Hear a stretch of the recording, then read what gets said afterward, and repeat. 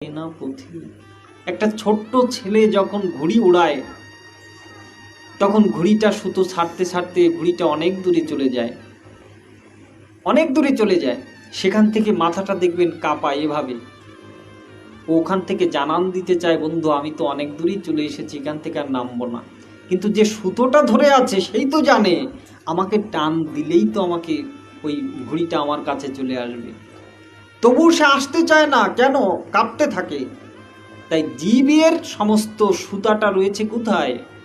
ওই ভগবানের হাতে। অর্থাৎ যন্ত্র উড়ানি মায়া তমেইব শরণাঙ্গচ্চ সর্বভাবেন ভারত। এই তিনটে তার দিয়ে যেমন পুতুল খেলা দেখানো হয়, ভগবানও ঠিক তিনটে গুণ দ্বারা আমাদেরকে খেলাচ্ছেন প্রকৃতিতে। প্রকৃতি ক্রিয়মাণানি গুণেই কর্মাণি সর্বস্ব অহংকার বিমূঢ়াত্মা কর্তা অভিমন্যতে। প্রকৃতির তিনটি গুণ দ্বারা জীবের সমস্ত জগতের ক্রিয়া সম্পাদন করে থাকে। তাহলে তিনটে দড়ি দ্বারা আমাদেরকে খেলাচ্ছেন, যন্ত্রালুর পুত্তলিকার নয় আমাদেরকে নাচাচ্ছেন। তাহলে এই মায়ার জন্যই তো আমরা ধাক্কা খাচ্ছি, যে আমরা যাব না, মায়ায় আটকে রেখেছে, আমাদেরকে শৃঙ্খলবদ্ধ করেছে।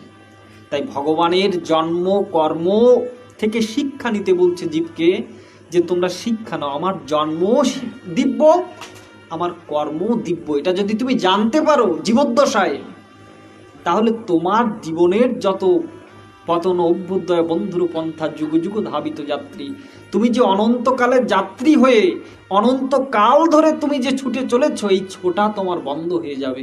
একদিন তুমি আমার নিকটে চলে আসবে। তবে এটা তোমাকে জানতে হবে, আমি জন্মগ্রহণ করি না, কিন্তু তবুও কিভাবেই আমার জন্ম হয়। আমি অব্যয় শাশ্বত সত্তা। আমরা ভগবানকে বলি নিরাকার। অনেকেই বলেন, দেখুন নিরাকার বলে কোনো বস্তু হয় না, সব কিছুর একটা আকার রয়েছে। আমরা আবার অনেকেই বলে থাকি যে ভগবান মানুষের রূপে এসেছেন। কথাটা ভুল। মানুষের রূপে তিনি আসেন নাই, তার রূপখানা মানুষকে দিয়েছেন। নরাকারে ধরাধামে পেয়েছেন ওঠাই, এর আগে কোথা ছিলাম তা তো জানা নাই। ভগবান ব্রহ্মাকে বলেছিলেন তুমি সৃষ্টি করো। তা সৃষ্টি করব, কি সৃষ্টি করব? সমস্ত কিছু সৃষ্টি করে বললে আমার লীলা সম্পাদন করতে পারবো। দেখুন, আপনি যদি ভালো কোনো খেলোয়াড় হন, তাহলে আপনার সমকক্ষ যদি কোনো খেলোয়াড় না পান, তাহলে কিন্তু তার সাথে খেলে আনন্দ উপভোগ করা যায় না, যাবে কি? তাহলে ভগবান তিনি লীলা করতে চাইছেন। লীলা মানে কি? লীলার একটা অর্থ হচ্ছে খেলা, খেলা করতে চাইছেন। তাহলে তার সমকক্ষ খেলোয়াড় না হলে তো সে আনন্দ পাবেন না, পাবেন কি? তাই ব্রহ্মা তো সৃষ্টি করতেই পারছে না, কি করব, কোথায় গিয়ে করব? তখন ভগবান বললেন তুমি আমাকে দেখো, আমার অবয়বের মতো এই রকম অবয়ব দিয়ে ক্ষুদ্র স্বতন্ত্রতা দিয়ে তুমি তাদেরকে সৃষ্টি করো। তাই ভগবান হচ্ছেন অভিজ্ঞ স্বরাট, আর জীব হচ্ছে অনভিজ্ঞ স্বরাট।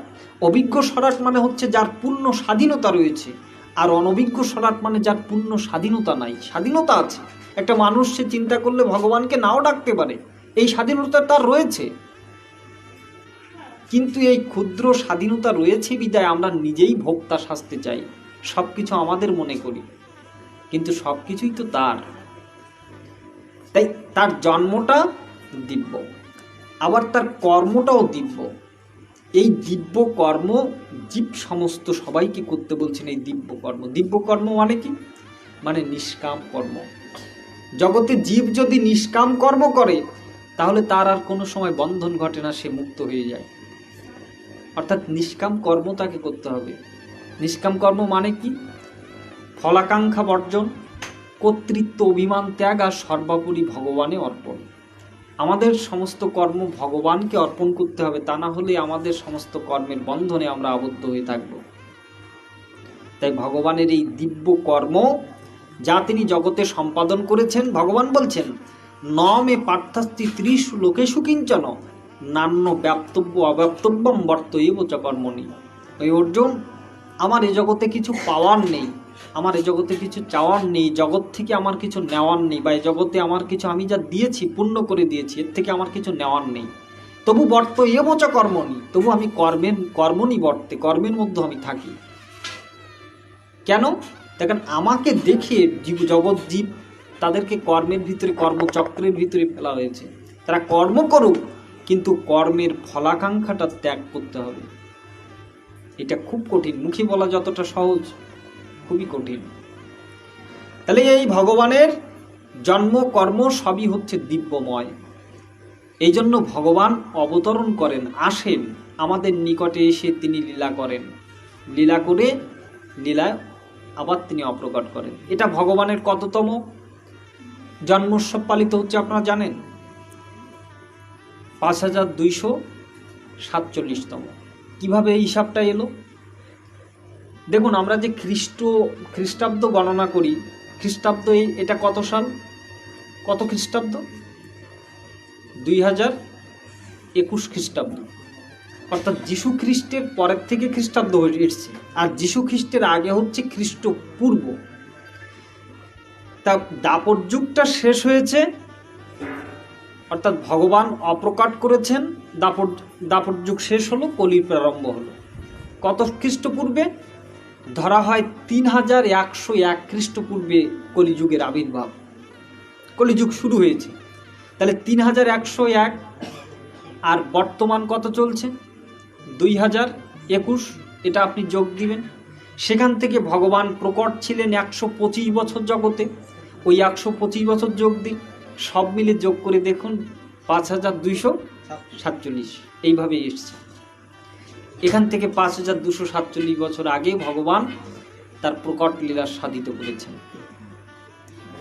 আচ্ছা, এবার আমরা একটু লীলায় যাই। ভগবান কোথায় কিভাবে এলেন? ভগবান কোন বংশে এসেছেন কে কে জানেন? আচ্ছা, আমি বলে দিচ্ছি। ভগবান এসেছেন চন্দ্র বংশে। জগতের দুটো বংশ খুবই বিখ্যাত, একটা সূর্য বংশ, একটা চন্দ্র বংশ। এই চন্দ্রদেব কোথা থেকে এলেন? তার পিতা হচ্ছে অত্রি মুনি। এই অত্রির পিতা হচ্ছে ব্রহ্মা। কার্যত কিভাবে সৃষ্টি হয়েছে দেখুন, একটু সৃষ্টির প্রাককালে না গেলে বিষয়টা বোঝা যাবে না। ভগবান থেকে বলরামের আবির্ভাব, অর্থাৎ শ্রীকৃষ্ণ থেকে, বিষ্ণু থেকে নয়, কিন্তু শ্রীকৃষ্ণ থেকে বলরামের আবির্ভাব। এই বলরাম থেকে মহাবিষ্ণুর আবির্ভাব। 3 প্রকারের বিষ্ণু রয়েছে: মহাবিষ্ণু, গর্ভোদকশায়ী বিষ্ণু আর ক্ষীরোদকশায়ী বিষ্ণু।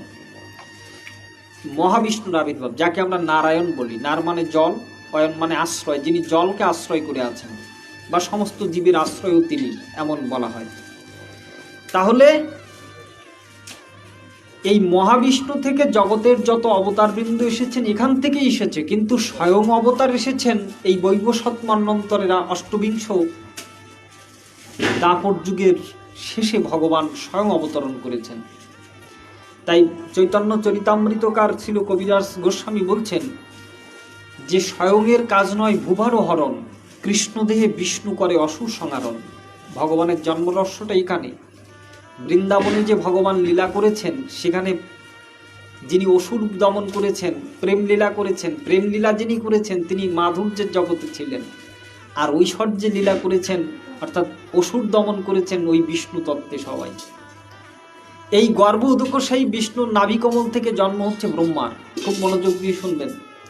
এই ব্রহ্মার মানসপুত্র হচ্ছে অত্রিমণি। ব্রহ্মার কয়েকজন মানসপুত্র রয়েছেন, যেমন ক্রতু, ভৃগু, বৈশিষ্ট্য, দক্ষ ইত্যাদি মানসপুত্র, তার ভিতরে অত্রিমণি।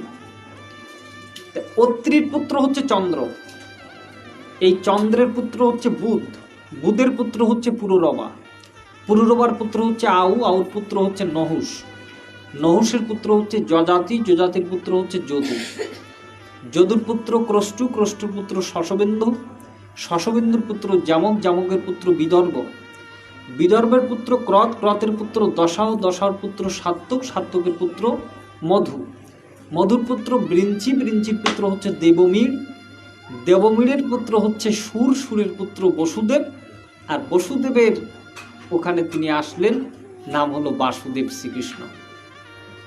এই হচ্ছে জন্ম পরম্পরা।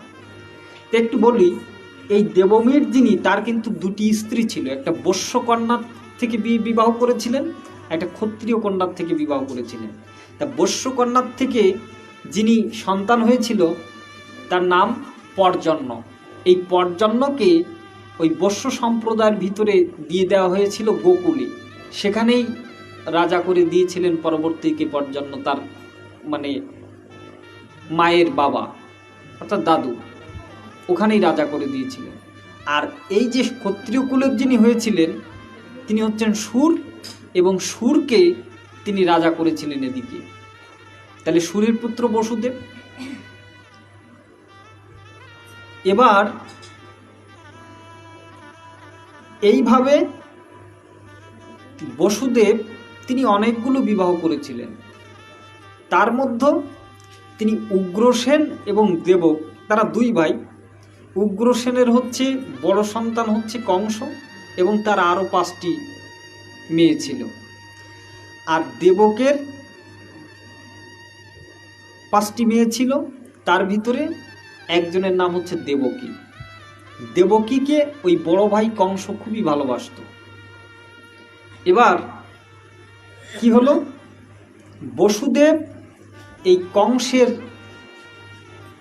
বোন দেবকীকে তিনি বিবাহ করলেন। তো বিবাহ করলে অনেক স্নেহ এবং অনেক ভালোবাসাই ওই বোনের উপরে ছিল কংসের। কংসের পরিচয়টা যদি একটু দিই, কংস যদিও সে উগ্রসেনের পুত্র বলা হয়, কিন্তু তবুও কংস মনে মনে কিন্তু জানেন যে আমি উগ্রসেনের পুত্র নই, আমার পিতার নাম হচ্ছে দ্রুমিল, সে একটা অসুর। অর্থাৎ একসময় উগ্রসেনের স্ত্রী পদ্মাবতী, তাকে নিয়ে তিনি মৃগয়ায় গিয়েছিলেন, এবং সেখানে গিয়ে তিনি স্ত্রীকে একা রেখে কি একটা করতে গিয়েছিলেন। তখন দ্রুমিল এসে তার সাথে সঙ্গ দেয়, তাই দ্রুমিলের ঔরসে কিন্তু ওই কংসের জন্ম হয়। এবার কি হলো, ওই কংস কিন্তু মনে মনে উপভোগ করেন যে আমি দ্রুমিলের সন্তান, যখন কেউ তাকে বলে তখন সে খুব মনে মনে আনন্দ লাভ করে, কিন্তু উগ্রসেনের সন্তান বললে তাকে আনন্দ সে কখনোই পায় না। তা এখন বিবাহ হয়ে গেছে, অনেকগুলো রথ দেওয়া হয়েছে, অনেকগুলো বস্ত্র অলঙ্কার আদি সব সজ্জিত করে রথে তোলা হয়েছে। তো যে রথখানায় বসেছেন দেবকী এবং বসুদেব, সেই রথখানার চালক তিনি হয়েছেন। এই ঘটনা আপনারা সবাই জানেন। এবার যখন তিনি বয়ে নিয়ে যাচ্ছেন, তখন দেবতাকুল বলছে যে পৃথিবীতে বর্তমানে অধর্মের সংস্থাপনটাই হয়েছে, ধর্ম সংস্থাপন হয়নি। তাহলে ভগবানের অবতরণ হতে গেলে ধর্ম সংস্থাপন দরকার, অধর্মের সংস্থাপন দরকার, তাহলে তো ধর্ম সংস্থাপন হবে নাকি বাবা? তাহলে দেবকীকে যদি এত খাতির যত্ন করে কংস, তাহলে ভগবান আসবেন কি করে? তাই তখন দেবতারা ফন্দি করে একটা দৈববাণী করলেন। কি দৈববাণী করলেন? যে তুমি যাকে নিয়ে যাচ্ছ তার অষ্টম গর্ভের সন্তান কিন্তু তোমাকে মারবে। বড় অদ্ভুত কথা। এই যখন দৈববাণী হলো, প্রথমেই দৈববাণী হলে সে মোটেও খেয়াল করলো না কে কি কি করছে। যখন 3বার হলো, তখন তার সাড়া হলো যে কি বলছে, একটু মনোযোগ দিয়ে সে যখন শুনলো যে দেবকীর অষ্টম গর্ভের সন্তান আমাকে বধ করবে, তখন তিনি সঙ্গে সঙ্গে রথ থামিয়ে দেবকীকে চুলের মুঠো ধরে সে মারতে যাচ্ছিল। তখন বসুদেব কিছু তত্ত্ব কথা বলে তাকে থামিয়েছিল। দেখো, মানব জীবনটাই হচ্ছে ক্ষণিকের, জন্ম যখন হয়েছে তখন মৃত্যুবরণ করতেই হবে, এটা চিরাচরিত নিয়ম। তবে দেবকীর অষ্টম গর্ভের সন্তান হবে কি হবে না সেটা তো ঠিক নাই। আর তার আগে তুমি যদি হওয়ার আগেও যদি তুমি মরে যাও, তাহলে তো তারও কোনো নিশ্চয়তা নেই। তাহলে এত কেন তুমি তাকে বধ করতে চাচ্ছ? তো এবার তিনি বললেন যে নিশ্চয়ই আমার অষ্টম গর্ভের সন্তান আমাকে মারবে, অবশ্যই তাকে বধ করা উচিত। তখন বললেন যে দেখো, আমার যে কয়গুলো সন্তান হয়, যে কয়টা সন্তান হয়, সব সন্তান আমি তোমার কাছে তুলে দেব। বসুদেব সত্যকুলজাত, সবসময় সত্য বাক্য রক্ষা করেন। তবে তিনি এটা বলেছিলেন, আমার যে কয়টা সন্তান হয়, অষ্টম সন্তান বাদে তোমাকে আমি তার হাতে তুলে দেবো, মানে অষ্টম সন্তান বাদে যেগুলো হয় সেগুলো তুলে দেবো। কিন্তু এই বাক চাতুর্যতা বুঝতে না পেরে কংস ভেবেছিল বোধহয় সবগুলোই আমাকে তুলে দেবে। এখন কি হলো, তাদেরকে যেতে দিল, ঠিক আছে চলে যাও। এবার বৎসরান্তে যখন একটা সন্তান এলো, তার নাম রাখলো হচ্ছে কীর্তিমান। কৃষ্ণের আগে তো 6টা সন্তান বধ করা হয়েছিল নাকি? কি কি তাদের নাম? কীর্তিমান, সুসেন, ভদ্রসেন, রজু, সংমর্দন এবং ভদ্র। সপ্তম গর্ভে এসেছিলেন শঙ্কর্ষণ বলা হয়, যিনি বলরাম, যাকে শঙ্খ আকর্ষণ করে রোহিণী গর্ভে স্থানান্তরিত করা হয়েছিল। হ্যাঁ, তাহলে এই যে কীর্তিমান, সুসেন, ভদ্রসেন, রজু, সংবর্ধন এবং হচ্ছে ভদ্র, এদেরকে বলা হয়, তত্ত্বদৃষ্টিতে বলা হয় যে যেমন হৃদয়ের ভূমিতে কাম, ক্রোধ, লোভ, মোহাম্মদ, মাৎসর্য যখন দূর হয়ে যায় ষড়রিপুর গুণ, তখনই কিন্তু ওই বলরাম এসে হাল চাষ করে দিয়ে যান, তোমার এখানে গোবিন্দ আসার এবার জমি প্রস্তুত হয়ে গেছে, তিনি আসবেন। এদের একটা পূর্ব একটা ঘটনা আছে যে তারা কেন কৃষ্ণের আগে মারা গেল কেন? পূর্বের ঘটনা কি না, পূর্বে যখন অভিশাপ প্রাপ্ত হয়েছিলেন সনক সনন্দ সনাতন সনত কুমারের কাছে সত্যযুগে জয় বিজয়, হিরণ্যক্ষ এবং হিরণ্যকশিপূর্বে জন্মলাভ করেছিলেন সত্যযুগে। সেই হিরণ্যক্ষের একটা পুত্র ছিল, নাম হচ্ছে কালনেমি। এই কালনেমির ছিল 6 সন্তান, তারা কিন্তু বিষ্ণু ভক্ত ছিল। তাই কাকা হিরণ্যকশিপু অভিশাপ দিয়েছিলেন, তোমরা বিষ্ণু ভক্ত হচ্ছ, তোমাদের পিতা যাকে ঘৃণা করেন তোমরা তার ভক্ত হচ্ছ, তোমাদেরকে অভিশাপ দিচ্ছি, তোমাদের পিতার হাতেই তোমাদের মৃত্যু হবে। তাই কংস মনে মনে এটাও জানতেন যে আমি কিন্তু সেই কালনেমি, আমার হাত দিয়ে যেগুলো বধ হচ্ছে সেগুলো আমারই পুত্র ছিল। এজন্য বর্তমানে কিছু ঘটনা ঘটে, প্রারব্ধে কিছু ঘটনা ঘটে, যার দ্বারা হয় বর্তমান, আর বর্তমানের কর্মই কিন্তু ওই প্রারব্ধের দিকে টান। সবই একটা চক্রাকারে, একটা সুসংগঠিতভাবে লীলাটা চলছে। এবার ওই কীর্তিমানকে নিয়ে কংসের কাছে উপহার দিলেন। কংস দেখে বললেন, বা এমন একটা ফুটফুটে সন্তান। তখন তিনি সেই সন্তানের প্রতি দয়া পরবশ হয়ে বলে, এই সন্তানকে তো মারা যাবে না। কেন? দেখেন, আমার এই সন্তানের থেকে তো ভয় নাই, ভয় তো আমার ওই 8ম সন্তানেরকে নিয়ে। তাই তাকে ফিরিয়ে দিলেন। যখন তাকে ফিরিয়ে দিলেন তখন দেবতাবৃন্দ দেখছেন কংস যদি হিংসুটে না হয় তাহলে তো ভগবান আসবেন না, তার আসার জন্য পথ তৈরি করে দিতে হবে। তাহলে এবার নারদ তার কাছে গিয়ে বললেন, রাজা মহাশয় আপনি কি করছেন? বলে, কেন? আমি তাকে তার বাড়ি যেতে দিয়েছি। বলে, আপনি ভুল করেছেন, আপনি কি জানেন এটা সব দেবতাদের ষড়যন্ত্র। কেন? ওই 8ম গর্ভে তো আপনাকে মারবে, তা কোনটা 8ম তা তো আপনি জানেন না। প্রথমটাও 8ম হতে পারে, আবার 8মটা প্রথম করে দিতে পারে। অতএব আপনি যাকে পেয়েছেন তাকে বধ করুন। তখন কি করলো? এই ষড়যন্ত্র পেয়ে 6টা সন্তানকে এইভাবেই তিনি বধ করেছিলেন। এবার যখন 7ম সন্তান যখন এলো, তখন কি হলো? সেই 7ম সন্তান আসলে সেই 7ম সন্তানকে আকর্ষণপূর্বক যোগমায়া দেবী ওই বৃন্দাবনে রোহিণীর গর্ভে তিনি স্থাপন করেছিলেন। তখন 7ম সন্তান আসার আগে বসুদেবকে কারাবন্দী করা হয়েছিল। যখন কারাবন্দী করা হলো, তার যে স্ত্রী ছিল সমস্ত স্ত্রী আত্মগোপন করেছিল, তাই রোহিণী দেবী তিনি ওই গোকুলে আত্মগোপন করেছিলেন। তাই সেখান থেকে এরা ভেবেছিল গর্ভ নষ্ট হয়ে গেছে, কিন্তু প্রকৃত অর্থে তার গর্ভ বেঁচে ছিল কোথায়? আসলে গর্ভ তো কিছু না, সেটা তো বাতাসে পূর্ণ, তিনি তো স্বেচ্ছায় নিজে আবির্ভূত হন। এটাই তো মূল তত্ত্ব। তাহলে এবার 8ম গর্ভে তিনি আসবেন, সময় হয়ে গেছে। এহেন যেমন আজকে সময় তিনি এসেছিলেন এইরকম তিথিতে, ঠিক দিনটা ছিল ভাদ্র মাসে কৃষ্ণপক্ষে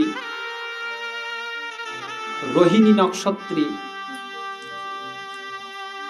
বুধবারে তিনি জন্মলাভ করেছিলেন। কখন? রাত 12টার পরে। তত্ত্ব রয়েছে। আচ্ছা, থাক থাক থাক বাবা, থাকতে দাও। ভাদ্র মাসে কেন তিনি আসলেন না? ভদ্র কথাটার অর্থ হচ্ছে কল্যাণ।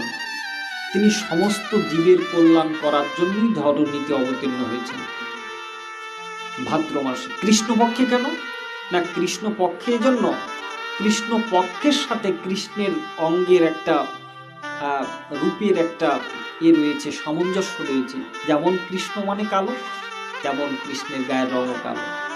তা একটা সংযুক্তি রয়েছে, সেই জন্য তিনি কৃষ্ণপক্ষে এসেছেন।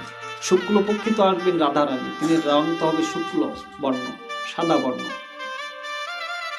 শুক্লপক্ষে, আর কৃষ্ণপক্ষে তিনি এলেন।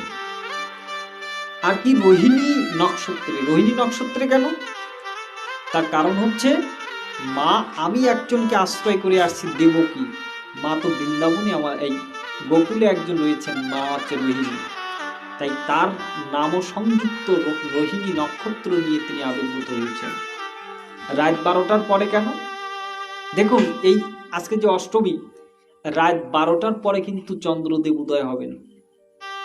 তাই চন্দ্রদেব উদয় হওয়ার কালীন সময়ে চন্দ্রবংশে তিনি আলোকিত হয়ে এসেছেন। এবার কারারুদ্ধ অবস্থায় দেবকী আর বসুদেব অপ্রাকৃত সেই রূপমণ্ডল দর্শন করলেন। কি না, চতুর্ভুজ রূপে তিনি কারাগারে আবির্ভূত হলেন। চতুর্ভুজ বিষ্ণু রূপে আবির্ভূত হলেন কারাগারে সরাসরি। তখন তাকে দেখে প্রভুকে নমস্কার করে বললেন, হে প্রভু, তুমি এসেছো? না, হ্যাঁ আমি এসেছি। শুধু এখন এসেছি তা নয়, আগেও আমি এসেছিলাম। কখন এসেছিলে? না, তোমরা সত্য যুগে, অর্থাৎ স্বয়ম্ভব মন্বন্তরের সত্য যুগে তুমি ছিলে কৃষ্ণী, অর্থাৎ দেবকীকে বলছে তুমি ছিলে কৃষ্ণী। তাই তোমার গর্ভে কিন্তু তোমরা দুইজন সাধনা করেছিলে, সাধনা করে 12,000 দিব্য বছর সাধনা করে তোমরা আমাকে সন্তুষ্ট করেছিলে। এবার সন্তুষ্ট করলে আমি বলেছিলাম তোমরা কি চাও, তখন তোমরা বলেছিলে আমরা তোমার মতোই সন্তান চাই। কিন্তু জগতে আমি খুঁজে দেখলাম যে আমার মতো কেউ হতে পারে না, আমি অদ্বিতীয়, তাই আমি আমার মতো তোমাদেরকে কাউকে দিতে পারিনি। এখানে তত্ত্ব বলছেন মহাজন, যদি কাউকে কোনো কিছু দিতে না পারেন, তাহলে দিতে না পারলে তাকে 3 গুণ ফিরিয়ে দিতে হয়। আপনার কাছে কেউ কিছু চাইলো, আপনি দিতে পারলেন না, কিন্তু আপনার কাছে রয়েছে, সেটা দেওয়ার ক্ষমতা আছে, তাই তাকে 3 গুণ ফিরিয়ে দিতে হয়। তাই মা, তোমাকে একবার প্রতিশ্রুতি দিয়েছিলাম, হ্যাঁ আমি তোমার এখানে আসবো, তোমার ওখানে আমার মতো কেউ পায়নি, তাই 3 বার তোমার এখানে আসছি আমি। তাই প্রথমে আমি যখন এসেছিলাম তখন নাম হয়েছিল আমার কৃষ্ণী গর্ভ। দ্বিতীয় যখন আমি আসলাম তখন তুমি কশ্যপ, তোমরা কশ্যপ এবং অদিতি ছিলে। তখন তোমার গর্ভে যখন এসেছিলাম তখন সেটার নাম হয়েছিল আমার বামন। আর আজও সেই অবস্থায় আমি তোমাদেরকে আসছি, আজ তোমাদের নাম হচ্ছে বসুদেব এবং দেবকী। আজও সেই আশা, শুধু একবারের জন্য না। তখন প্রভুর কাছে কৃপা প্রার্থনা করে বললেন, প্রভু এবার আপনি লীলা সংবরণ করুন, মানে আপনার এই চতুর্ভুজ লীলা সংবরণ করে দ্বিভুজে শিশু রূপে আসুন। তখন তিনি চতুর্ভুজটা সংবরণ করে ছোট্ট দ্বিভুজ রূপে তিনি ছোট্ট শিশু রূপে ওই কারাগারে উপস্থিত হলেন। চারিদিকে যখন অঝোর ধারায় বন্যা হচ্ছে, নিস্তব্ধ, এই উপলব্ধিটা আমাদের নাই তো এখন। এই উপলব্ধিটা ছিল কার জানেন? আমাদের কারো হয়নি। একজন মুসলমান কবি, তিনি বাংলাদেশের জাতীয় কবি কাজী নজরুল ইসলাম, তিনি এই উপলব্ধিটা করেছিলেন যে তিনি কিভাবে এসেছেন। তাই তিনি গান লিখেছেন, তিমির বিদারী আলোক বিহারী কৃষ্ণ মুরারি আগত হই, টুটিল আগল নিধিল পাগল সর্বস্বাজি সর্বজয়ী, বহিছে উজান অশ্রু যমুনায় হৃদি বৃন্দাবনে, আনন্দে ডাকে আয় বসুদা যশোদার স্নেহদার উতলায়, কালো রাখাল নাচে তাথই তাথই। দেখুন এই উপলব্ধিটা আমাদের দরকার। বহিছে উজান অশ্রু যমুনায়, তিমির বিদারী, অর্থাৎ তিনি যে আসলেন তিমির বিদারী, অর্থাৎ তিমির মানে অন্ধকার, অন্ধকারকে কেটে তিনি আসলেন। অলোক বিহারী, কে আসছেন? আলোক দাতা, এজন্য আগত হই। টুটিল আগল নিধিল পাগল সর্বসহাজি সর্বজয়ী। তারপর বলছেন, বিশ্ব ভরি ওঠে স্তব নম নম, ভোরেরও পুরী মাঝে কে এলো অরিন্দম। তুমি কে এলে? তুমি তো অরিন্দম, তুমি তো চৌদিকে আলোকিত করে তুমি এলে। এই অনুভবটা আমাদের আজ শূন্য হয়ে গেছে, যে অনুভবটা তিনি হৃদয় দিয়ে বুঝে করেছেন। বলছেন এই যে দ্বার ঘিরে যে দাঁড়িরা পাহারা দিচ্ছে, তারা তো সবই ঘুমিয়ে আছে। ঘিরিয়া দ্বার বৃথা জাগে প্রহরী জন, বৃথা তারা জাগছে, কেননা কারার ভিতরে এসেছে বন্ধ বিমোচন। যাকে কখনো বন্ধ করা যায় না, বাঁধা যায় না, সেই বন্ধ যিনি সমস্ত জীবের বন্ধন খুলে দেন, তিনি এসেছেন। তাহলে সেই বন্ধনে তার কি কাজ হয়? কখনোই হয় না। দেখুন এই যে একটা লীলা সংগঠিত হচ্ছে এখানে, এই পর্দা, সিনেমার এই পর্দাটা আপনি বন্ধ করুন, আরেকটা পর্দায় কি চলছে দেখুন। সেই পর্দাটা কোথায়? না গোকুল। কি হয়েছে? না যশোদা এবং নন্দ। যশোদা ভোর রাত্রিতে স্বপ্ন দেখছেন, কি যেন একটা দিব্য জ্যোতি ওই নন্দ মহারাজের হৃদয়ে এসে স্পর্শ করে তার গর্ভে বিলীন হয়ে যায়। এই যখন হলো, তখন ভোর হয়ে গেছে। তারা দুজনেই বলল যে আমি তো আশ্চর্যজনিত স্বপ্ন দেখেছি। আমি তো একই স্বপ্ন দেখেছি, তো কি করতে হবে? না, তারা যমুনার কূলে গিয়ে সবাইকে দান দিতে লাগলো। কিন্তু দান তখন গ্রহণ করবে কারা? তখন দেবতারা ব্রাহ্মণ বেশ ধারণ করে এসে তার থেকে দান নিচ্ছেন। এবার সেই দিনই একজন সন্ন্যাসিনী তাদের গৃহে এসেছেন। দেখুন নন্দরা হচ্ছেন ওই যে পর্জন্য বলেছি, এই পর্জন্যর 5টি সন্তান। কে কে? উপানন্দ, অভিনন্দ, নন্দ, নন্দন আর হচ্ছে সুনন্দ, এই 5 জন। তা উপানন্দ হচ্ছে বড়। আগেরকার একটা নীতি ছিল যে বড় ভাই রাজা হবে। রাজতন্ত্র যখন ছিল, এখন তো গণতন্ত্র হয়েছে, কিন্তু রাজতন্ত্রের যোগ্যতা না হলে কিন্তু রাজা হওয়া যেত না। আর এখন তো গণতন্ত্রের সময় যে কেউ রাজা হতে পারে ভোটে। তা উপানন্দ বললেন আমি রাজা হতে পারবো না। কেন? কেন নন্দই একমাত্র সুযোগ্য। আমি উপানন্দ, উপমানে সহকারী, মানে উপসহকারী, উপমানে সহকারী, আমি সহকারী হতে পারি, সাহায্যকারী হতে পারি, কিন্তু রাজা হতে পারবো না। রাজা হবেন হচ্ছে নন্দ। তাই নন্দ আর যশোদার কোনো সন্তান ছিল না। ভোররাত্রিতে এমন স্বপ্ন দেখে আনন্দ উৎফুল্ল হয়ে গিয়েছে। এই 5 ভাই মিলে ওই উপানন্দ যজ্ঞ করেছিল, একটা পুত্রেষ্টি যজ্ঞ। সেই দিনে যজ্ঞ সমাপ্তি অন্তে স্বপ্ন দেখে সবাইকে দান দিয়ে দেখ এক সন্ন্যাসিনী এসেছেন, নাম হচ্ছে পর্ণমাসী। পর্ণমাসী বলছেন তোমাদের গৃহে এমন একজন আসতে যাচ্ছেন যা আগে কখনো তোমরা উপলব্ধি করতে পারো না। তোমাদের গৃহে স্বয়ং ভগবান আসছেন। তাই শুভ দিনে শুভক্ষণে ভগবান এলেন। এইভাবে দেবকীর কারাগার, ওই কারাগারে যখন ছিলেন তখন কারাগার থেকে বসুদেবকে বললেন তুমি আমাকে নিয়ে চলো। কোথায়? না নন্দালয়ে। এবার দেখুন এখানে একটা ছোট্ট ঘটনা আছে যেটা হরিবংশ গ্রন্থে পরিষ্কার হয়েছে। সেটা হচ্ছে বৃন্দাবনেও কৃষ্ণ জন্মলাভ করেছিলেন। কোন কৃষ্ণ? যিনি স্বয়ং কৃষ্ণ। আর এই কংসের কারাগারেও জন্মলাভ করেছিলেন। জন্ম মানে আবির্ভূত হয়েছিলেন। তিনি হচ্ছেন কৃষ্ণের অংশ, বিষ্ণুর অংশ, অর্থাৎ বিষ্ণু, চতুর্হস্ত বিষ্ণু, ঐশ্বর্য তত্ত্বটা একই, কিন্তু বুঝতে আমাদের ভুল হয়। কেমন? যেমন একজন জজ সাহেব যখন আদালতে থাকেন তখন তিনি সবার দণ্ড দেন, বিধান করেন, দণ্ডদাতা হন। কিন্তু ওই জজ সাহেব যখন বাড়িতে থাকেন তখন কিন্তু সে তার নাতি তার ঘাড়ে ওঠে, প্রস্রাব পায়খানা করে দেয়, সেটাও কিন্তু সে মেনে নেয়। তাই তত্ত্বটা একই, সবই বিষ্ণু তত্ত্ব। তবে পার্থক্য হচ্ছে ভক্তের হৃদয়ে ভাবের পার্থক্য। কি না, একটা হচ্ছে ঐশ্বর্য, দ্বিতীয়টা হচ্ছে মাধুর্য। তাই মাধুর্য মূর্তি শ্রী গোবিন্দ আমার জন্মলাভ করলেন কোথায়? না যশোদার ওখানে। এবার বসুদেব, সবাই জানেন বসুদেব কৃষ্ণকে বয়ে নিয়ে গিয়ে, সবাই নিদ্রিত আছে যোগমায়ার প্রভাবে। তখন ছোট্ট একটা মেয়ে দেখতে পেলেন, এই কৃষ্ণের সাথে ওই কৃষ্ণের একটা সুন্দর যোগ মিল হয়ে গেল, হয়ে গিয়ে একই ভাবেই তারা অবস্থান করতে লাগলেন। এজন্য বলা হয় স্বয়ংয়ের কার্য নয় ভুবন হরণ, কৃষ্ণ দেহে বিষ্ণু করে অসুর সংহারণ, তিনি অসুর সংহারণ করছেন, বিষ্ণু রূপে তিনি অসুর সংহারণ করছেন, আর কৃষ্ণ শ্রী গোবিন্দ রূপে তিনি সমস্ত লীলা সম্পাদন করেছেন। এই জন্য তো ব্রহ্মাদেব ব্রহ্ম সংহিতায় বললেন যে ঈশ্বর পরম কৃষ্ণ সচ্চিদানন্দ বিগ্রহ অনাদির আদি গোবিন্দ সর্ব কারণ কারণম।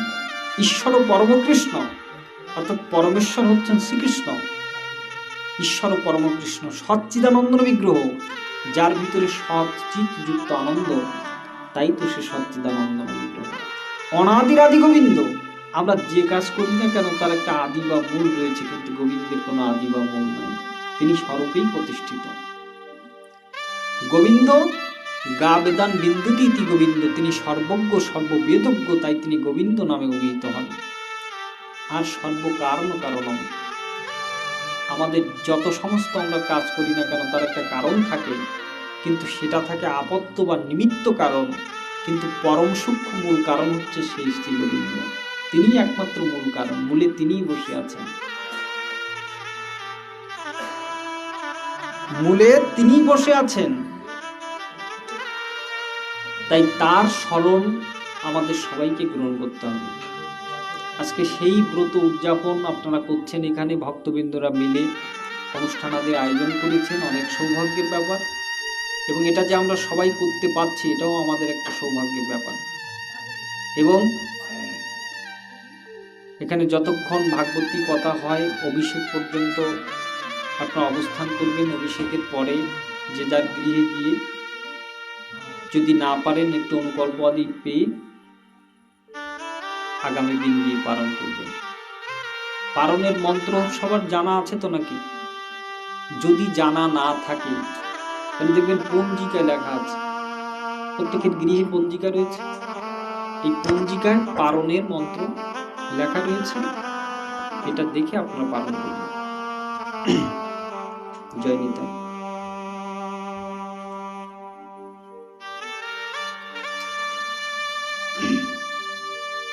তাহলে অনেক কথা হলো, অনেকের দিকে তো তাকানোই যাচ্ছে না, কারণ অনেকের চোখে নিদ্রা এসে উপস্থিত হয়েছে। নিদ্রা তখনই আসে যখন কষ্ট হয়। কষ্ট হচ্ছে কি আপনাদের? শুধু তো একজনের আওয়াজ পেলাম। হ্যাঁ, কষ্ট। যাই হোক, অনেক পাঠ হলো, এখন একটু কীর্তনাদি হোক, তারপরে যদি আরো পাঠ কথা শোনার আগ্রহ থাকে তাহলে আমরা আলাপ আলোচনা নিতে যাব। জয় নিতাই। হারমোনিয়াম বাবু এখানে আসেন, মাস্টার বাবু।